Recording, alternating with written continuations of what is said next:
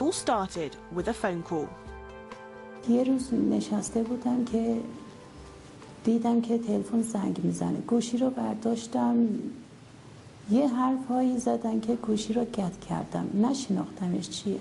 بعد دوباره زنگ زد، سومین بار برداشتم گوشی رو، گفت که تو رو خدا گوشی رو قطع نکن، باهات کار دارم، حرف دارم. گفتم چه کاری داری؟ تو کی هستی؟ گفت من فامیل شما هستم. گفتم من در شهرستان اسکو زندگی میکردیم. گفتم من اینجا فامیلی ندارم، من کسی رو ندارم اینجا. گفت چرا؟ من فامیل شما هستم، شما نون منو خوردیم، ما نون شما رو خوردیم. من با خودم تعجب کردم.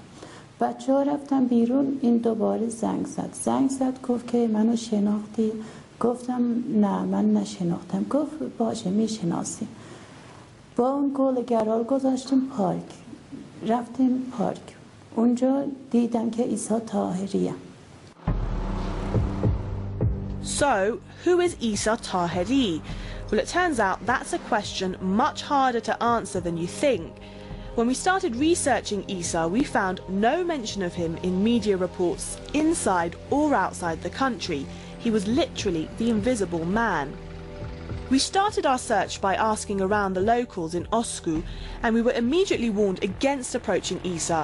He was notorious for his thuggish behaviour and his run-ins with the police, and his father was a heavyweight in the area because of the money he had accumulated from his local business. Undeterred, we pushed for where to find him, and our search took us to this office in Tabriz. We captured this footage on a hidden camera. You can see Isa on the left speaking to his father. We approached him, explained who we were and why we wanted an interview, to get his side of the story. But we couldn't persuade him and he refused to talk to us on camera, but he did agree to let us take his picture. So we couldn't talk to Isa, but Sakina told us what happened the first time they met. به من میگفت که میخوام باهات دوست بشم، میخوام باهات آشنا بشم. گفتم چطور؟ آخه من شوهر دارم، بچه دارم، تو هم زن داری، بچه داری. این قبول نکرد. گفت من هرچی میخوام اینو بگو. گفتم باشه. از اونجا آشنا شدیم، دوست شدیم.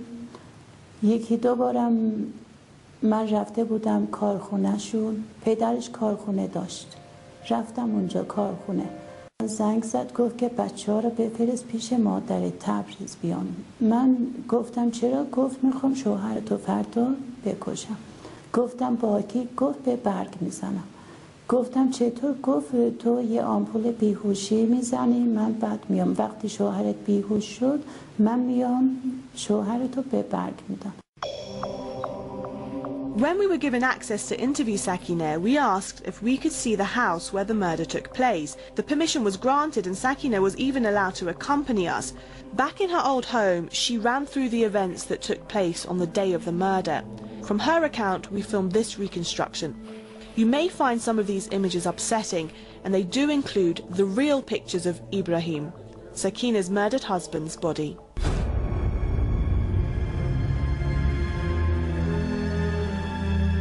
شوهرم حالش خوب نبود، رفته بود دکتر آمپول تزریقی داده بود براش، آمپول سرماخوردگی داده براش، همینجا استراحت میکرد. من تزریقی بلد بودم، حالا میرم آمپول شوهرم آماده کنم بزنم.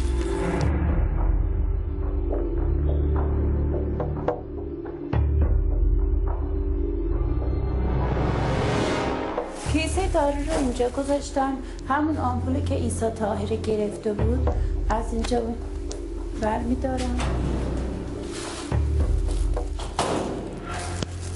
عوضی سرماخوردگی آمپول بیهوشی بدید.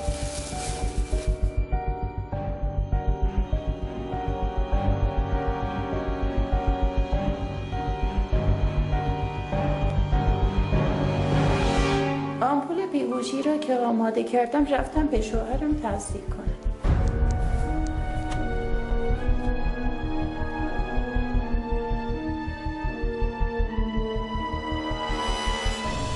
بعد یه 20 دقیقه میشد که شوهرم بیهوش شده بود. عیسی زنگ زد که بیهوش شده، گفتم آره. گفت الان میام.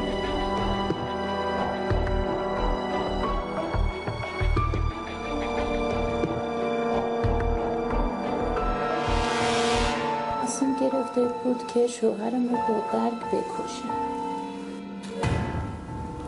اول سیمو به پاش بست، یک شو به کمرش.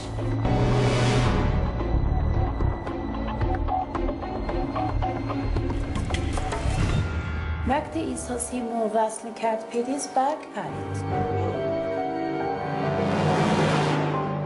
عیسی 6 بار به شوهرم برگ وصل کرد، نمرده بود، تکون میخورد، ولی 7مین بار که برگ وصل کرد شوهرم دیگه تکون نخورد، مرد.